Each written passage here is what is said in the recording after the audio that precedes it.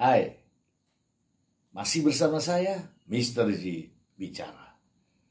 Tentu saja bicara tentang kebenaran berdasarkan fakta, data, dan realita. Ini ada berita yang sangat-sangat menarik.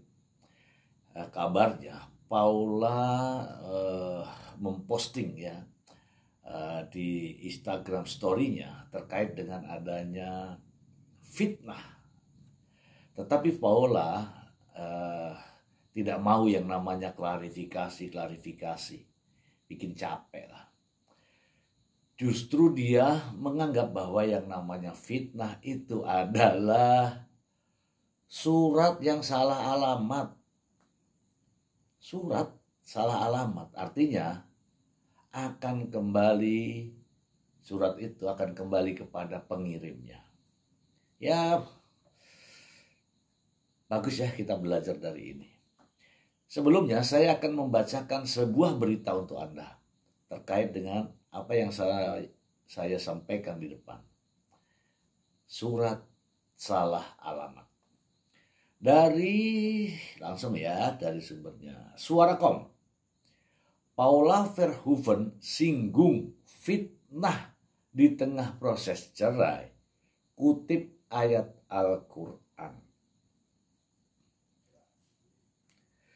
Di tengah proses cerai dengan Mbak Imbong, Paula Verhoeven membagikan video dirinya di Instagram pada Kamis 13 Februari 2025. Dalam postingan tersebut, Paula Verhoeven seperti menulis sebuah pesan. Bagaimana tidak, ibu dua anak itu menyinggung soal fitnah dan bagaimana menghadapinya. Jika difitnah, jangan sibuk klarifikasi. Cukup diam, biar Allah membela dengan caranya. Tulis Paula Verhoeven di awal video tersebut. Menurut Paula, fitnah merupakan surat salah alamat, surat salah kirim. Maka kelak surat tersebut akan kembali kepada pengirimnya. Fitnah itu adalah surat salah kirim. Maka kelak akan kembali kepada pemiliknya. Sambung Paula Verhoeven. Jangankan manusia, Paula Verhoeven menyebut Tuhan saja hingga Nabi pernah mendapat fitnah. Allah Subhanahu wa Ta'ala difitnah memiliki putra. Rasulullah difitnah sebagai tukang sihir. Bahkan Allah dan Rasulullah saja tidak selamat dari lidah manusia.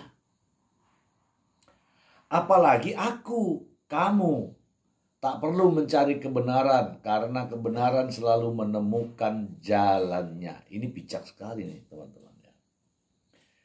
Dengan bersikap diam, Paula Verhoeven percaya bakal ada kebenaran yang bakal terungkap. Diam dan lihat hasilnya saja. Waktu akan menjawab semuanya. Tutup Paula Verhoeven. Dalam keterangannya, Paula mengutip surat Al-Imran ayat 173. Cukuplah Allah menjadi penolong kami, dan Dia sebaiknya pelindung, sebaik-baiknya pelindung dan sebaik-baiknya penolong. Amin. Beberapa warganet pun langsung merespon unggahan tersebut dengan memberi beragam komentar. Diam tuh cara ampuh dan memang terbukti. Siapa yang benar sudah kupraktekan di keluarga besar. Tapi kadang kala ada rasa ingin menjawab fitnah itu. Allahumma barik, tetap semangat dan istiqomah. Masya Allah, tabarakallah, salah satu hidayah.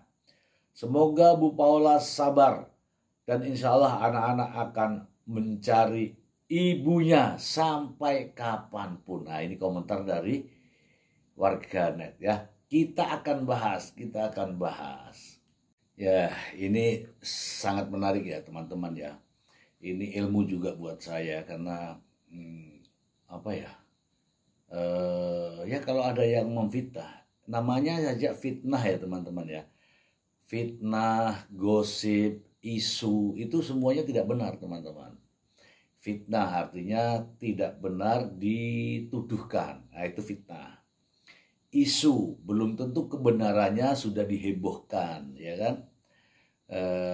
Itulah yang Paula bilang tadi. Kalau ada namanya fitnah, anggap saja itu sebagai surat salah kirim. Surat salah kirim. Misalnya nih surat, mau sampai di sini salah kirim, kembali lagi. Misalnya orang menuduh ke saya, tapi saya tidak kan? Saya diam aja, kembali ke pengirimnya. Ya ibarat kata ayam berkokok, itulah ayam yang sedang bertelur. Nah sekarang masalahnya, Baim Wong menuduh Paula. Sementara Paula merasa bahwa itu fitnah. Tapi Paula dengan caranya ya, dia nggak perlu klarifikasi. Kalau Baim Wong kan konferensi pers, bukan klarifikasi tapi konferensi pers, mengundang begitu banyak wartawan.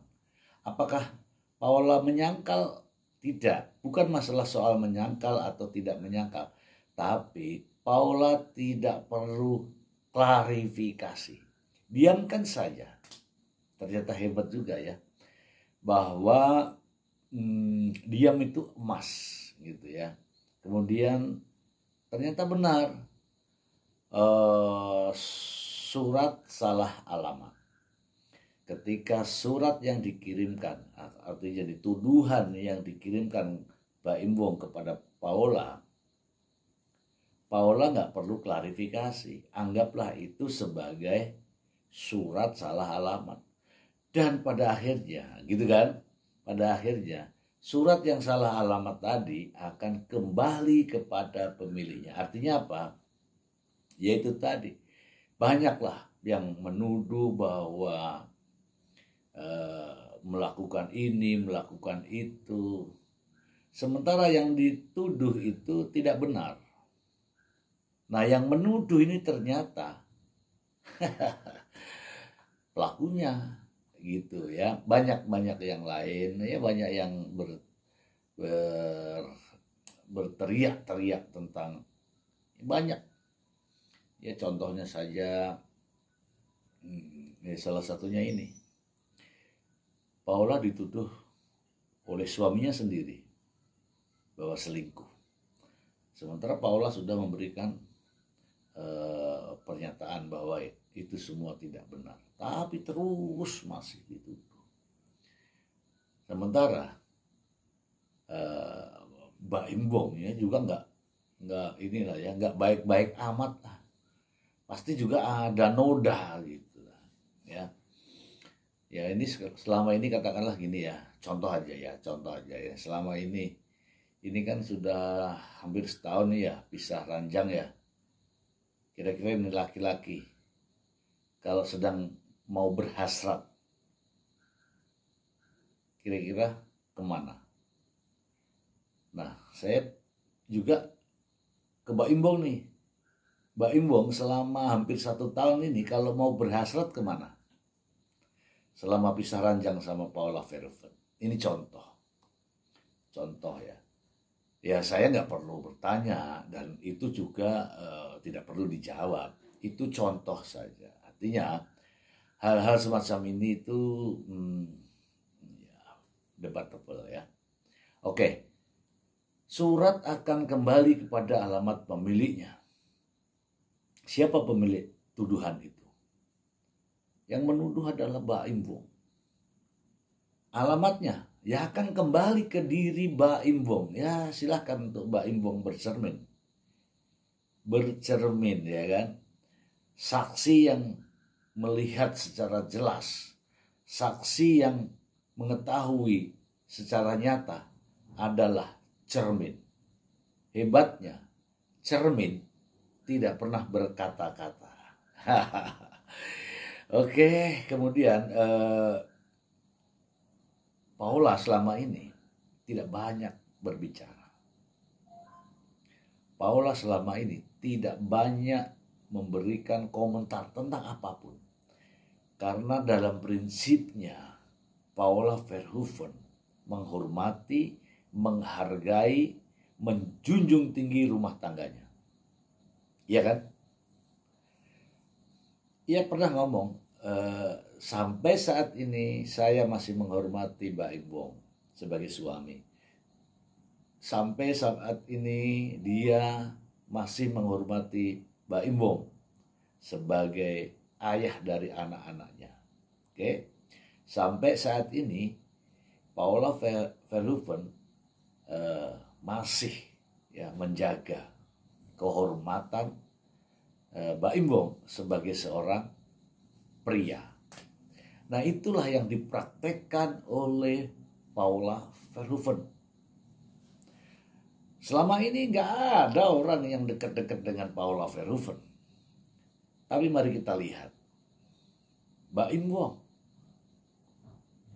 ya, bahkan dalam sebuah video Mbak Im Wong itu mengatakan seperti ini bersama Nikita Mirzani, ya. Ayo Im, curhatan kemana nih? Iya nantilah, tapi jangan ada kamera. Artinya apa? Artinya adalah apakah Mbak Im Wong ya mungkin curhat tapi tidak ada kamera, gitu ya. Ya inilah mulutmu harimaumu. Oke, terkait dengan sidang kemarin, bukti yang dihadirkan itu ada ini ya. Ada 42 bukti termasuk bukti elektronik.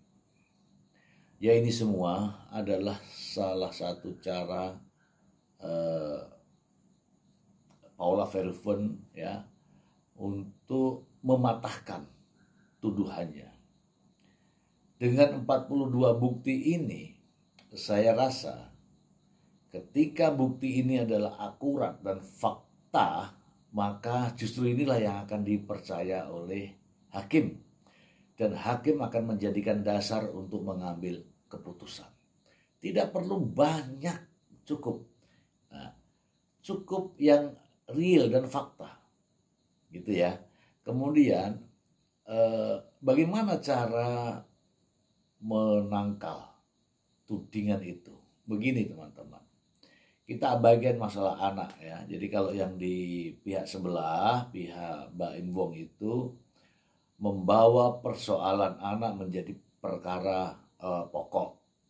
Tetapi semestinya perkara pokoknya adalah tudingan perselingkuhan. Nah, ini baru yang dijawab oleh Paula Verhoeven terkait dengan masalah pokok yang sebenarnya, yaitu tuduhan perselingkuhan. Misalnya, tuduhan berada di satu tempat yang eksklusif, ya kan? Ada fotonya dia, nih, ini ada 10 orang bersama-sama dengan saya. Kebetulan yang diambil fotonya yang ini, yang sedang berduaan. Padahal semestinya ada yang lain gitu. Ini contoh ya teman-teman. Kemudian berduaan, foto berduaan. Kemudian padahal foto yang sebenarnya bukan cuma berdua, tapi ber-20. Karena yang 20 ini dipangkas misalnya ya. Atau video ya, video sebenarnya ini durasinya 20 menit dan ada aktivitas yang begitu banyak, tetapi yang disajikan hanyalah 5 menit misalnya, yang hanya seputar pada Paula Verhoeven, yang lain di blur. Itu dijadikan bukti. Ini contoh ya teman. Nah, Paula Verhoeven memiliki versi penuhnya. Jadi itulah yang dimaksud dengan mematahkan terkait dengan tuduhan. Nah, biasa by data namanya ya, by data. Kalau di sini mengatakan begini, di sini jawabnya begini ya. Sama juga dengan pernyataan-pernyataan yang lain. Ya, saya harapkan dengan data yang baru dikeluarkan hanya 42 ini sudah bisa mematahkan semuanya. Ya, kalau masih kurang masih banyak lagi, tapi nggak penting ya, sudah terjawab dari 43 bukti ini. Namun Paula Verhoeven tidak mempersoalkan terkait dengan masalah anak. Karena apa?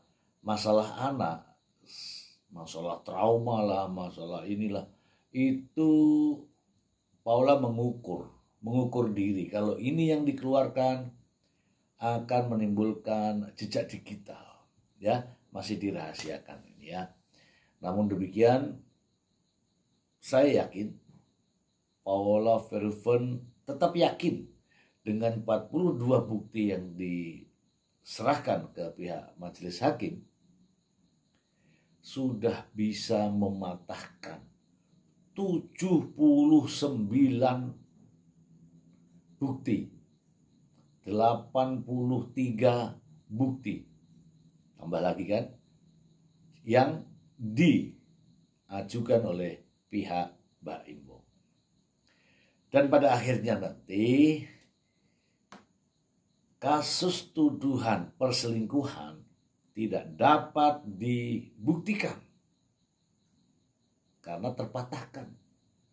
Kemudian berkaitan dengan pengajuan gugatan cerai karena sudah terjadi, hakim akan mengabulkan terhadap saudara Mbak Im Wong disetujui untuk melakukan cerai talak.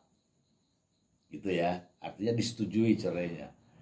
Kemudian terhadap hak asuh anak, ya seperti biasa, seperti kemarin.